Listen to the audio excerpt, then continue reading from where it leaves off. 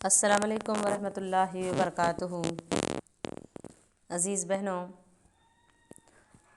جماعت اسلامی ایک دستور حفظہ مہم شروع کی ہے جس کا عنوان ہے امت مسلمہ کا نصب نخامت دین اور اس کے تقاضے۔ یہ مہم شروع ہوئی ہے 26 اگست تا 5 سپٹمبر تک۔ اسی سلسلے میں میرا یہ عنوان تقریر کا رکھا میں نے مسلمانوں کا مقصد حیات۔ سورہ شعراء کی آیات 13 شرع لکم من الدین ما وصى به نوحا والذی اوحینا الیک وما وصینا به ابراہیم وموسیٰ وعیسیٰ ان اقیموا الدین ولا تتفرقوا فیہ۔ ترجمہ: تمہارے لیے اللہ نے وہی دین مشروع کیا ہے جس کی تاکید اس نے نوح کو کی تھی اور جس کی وحی اے محمد صلی اللہ علیہ وسلم ہم نے آپ صلی اللہ علیہ وسلم کو کی ہے، جس کی تاکید ہم نے ابراہیم علیہ السلام، موسیٰ اور عیسیٰ علیہ السلام کو کی تھی۔ اس دین کو قائم کرو، اس معاملے میں تفرقے کا شکار نہ ہو جاؤ۔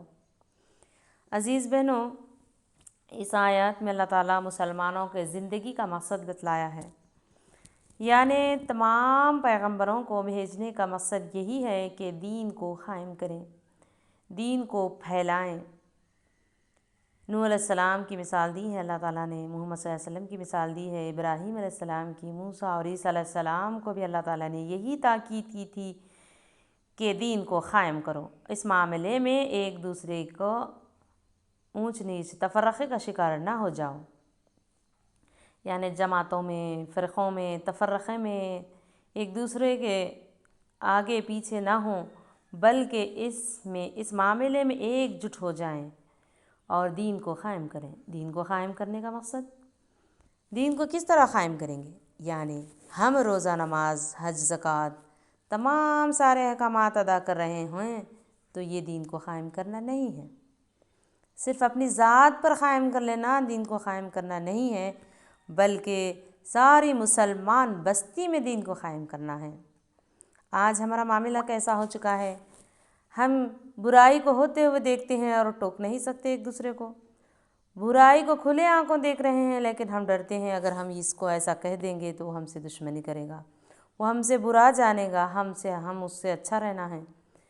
اس طرح ہم برائیوں کو دیکھتے ہوئے ٹوک رہے نہیں، ہماری ہمت ہی نہیں ہو رہی ایک دوسرے کو ٹوکنے کی۔ لیکن عزیز بہنوں، جانتے ہیں اللہ تعالیٰ نے کیا فرمایا ہے؟ تم وہ خیر امت ہو جو لوگوں کو بھلائی کا حکم دینے والی اور برائیوں سے روکنے والی۔ جب ہم نے اپنی امت خیر ہونے کا حق ادا نہ کیا تو پھر ہماری حیثیت کیا ہو جائے گی؟ بنی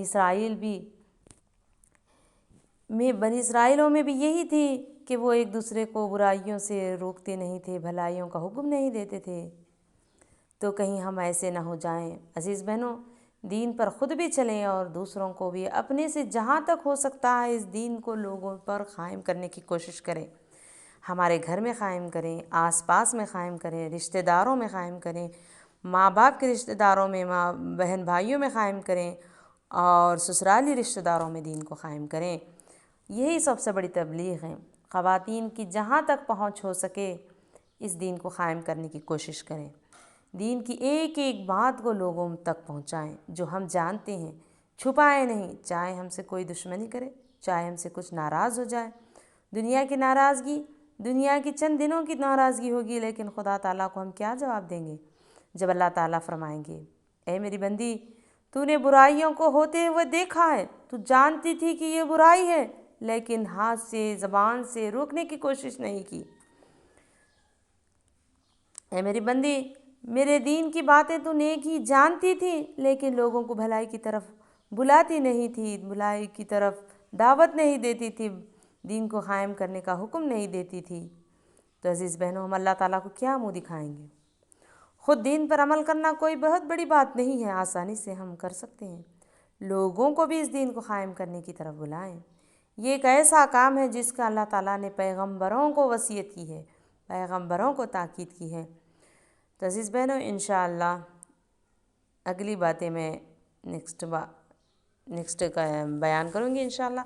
اللہ تعالیٰ سے دعا ہے کہ اللہ تعالیٰ ہم سب کو اقامت دین یعنی دین کو تمام لوگوں تک پھیلانے کی، پہنچانے کی کوشش میں کامیاب فرمائے، آمین۔